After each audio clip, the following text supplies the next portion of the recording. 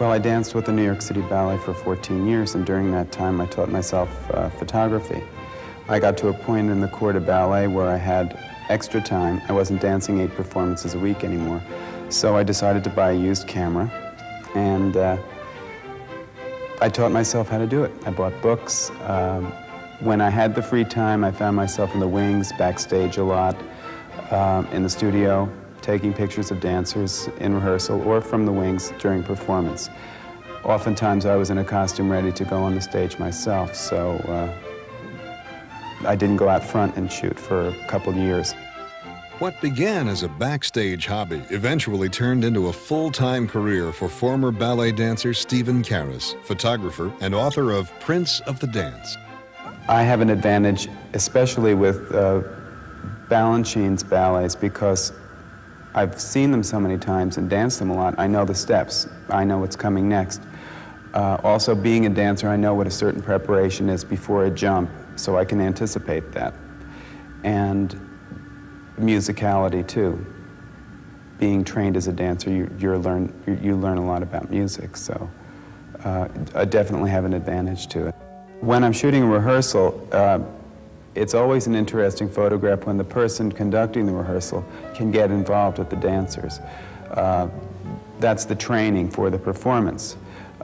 Here at the School of American Ballet, the rehearsal I was photographing today was for their annual performance, their recital. Light readings here at the school always change because it's daylight. And I find that if I do a reading, an ambient reading, it works well for my purposes to open up about a stop in black and white. And I don't do much color here because there's fluorescent light and the light is very dim for color. So unless I'm bringing lighting in, I don't do too much color.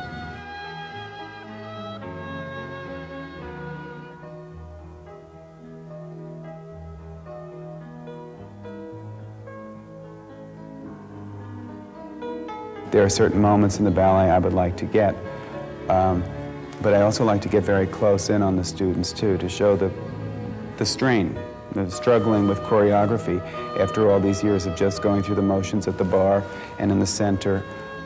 Now they're learning how to put those things together, those physical thoughts, and make dance happen. So I like to go for that putting together of it, and it can be a full body to show the actual choreography, and then closer in. When I'm shooting the ballet at Lincoln Center, there are many different moments to get. If I'm shooting from the booth in the back of the orchestra with a close-up lens, the main thing I'm going for there are very small groups or close-ups of solo dancers or pas de deux, 2 people. I can put that camera down, move that tripod, and pick up a wider lens and do a group shot if I want to do that. There's a seat in the house on either side of the balcony that I shoot from sometimes with a rangefinder camera because it's quiet, and I put a sort of a pad over it. That's a different angle. That's looking down at the stage. That's a nice angle.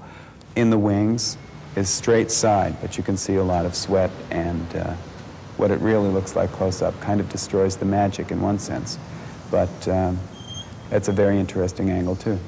I'm very lucky to shoot from the booth in the theater because it's the sound room, and there's a soundboard in front of me, and there are cues going on. The stagehands have allowed me to shoot the ballet from there because I danced there for years. So it's quite an honor to be in that room.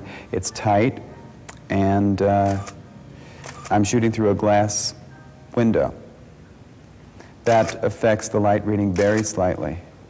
If you take a reading from the camera meter, it will do an 18% kind of general thing, and if there's a very bright background and the dancer isn't nearly as much light, nearly as much light, or the opposite, a very black background, and the dancer has a very hot spotlight on them, it's going to take a general reading, and you're not going to get what you want for that solo performer, let's say.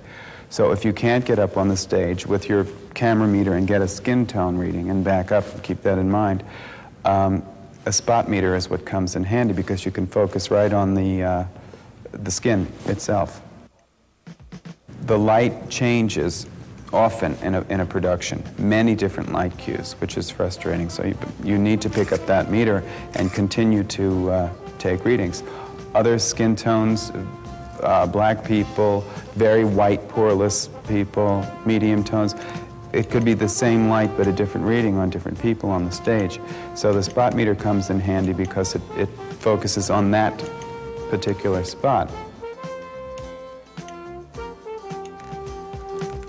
Well, in sports, an exciting photograph can be very messy.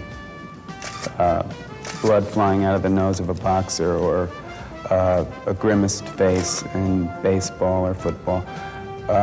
None of that is acceptable in a ballet photograph. If you fall on your knee in a performance, or if you go down hard on one knee and you open up a little cut, that's not the type of thing you want to see in a dance photograph. If one eye is closed in a quick picture, not acceptable.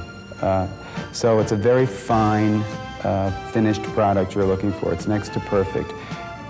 Ballet or dance is about movement, and photography has to stop the movement. So you've got your conflict set up for you there.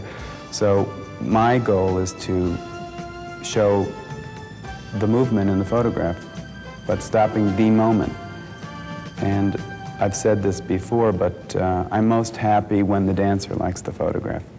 I'm grateful when other people do too, but being the dancer myself, if they like the way they look at a 250th of a second, which is never what was intended to be done balletically, to stop it and stare at it, then I feel I've accomplished my goal.